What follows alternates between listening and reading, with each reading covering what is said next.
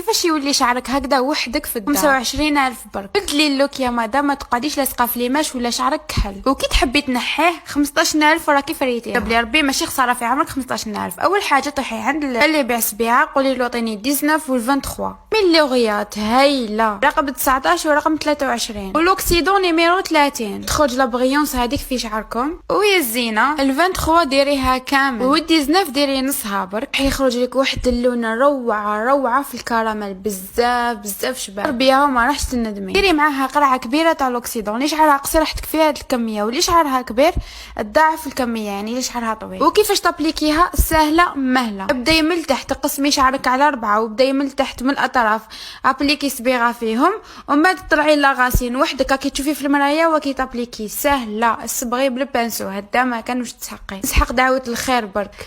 خليها واحد نص ساعه في شعرك وغسليه حتى كي تولي تشوفي لونها ولا الكراميل، غسليه وراح تجيك نتيجه روعه. ودوك حبيت نقول لك كيف الفحله. دخلي لاشين يوتيوب تاعي فيها ليماج كيفاش نديروهم، فيها كل اسرار ليماج، فيها مكياج، فيها وصفه طبيعيه، فيها كاع واش تسحقي انت كانثى، وشرح روعه. ادخلي هنا وين راهو السهم تلقاي مرسومه انستغرام، عبزي فيها يخرج لك لاشين يوتيوب تاعي، وانستغرام فيه بزاف تاني وصفات طبيعيه. بعتي لي ميساج شباب كيما عينيك وراح نريبوندي لك من عينيا.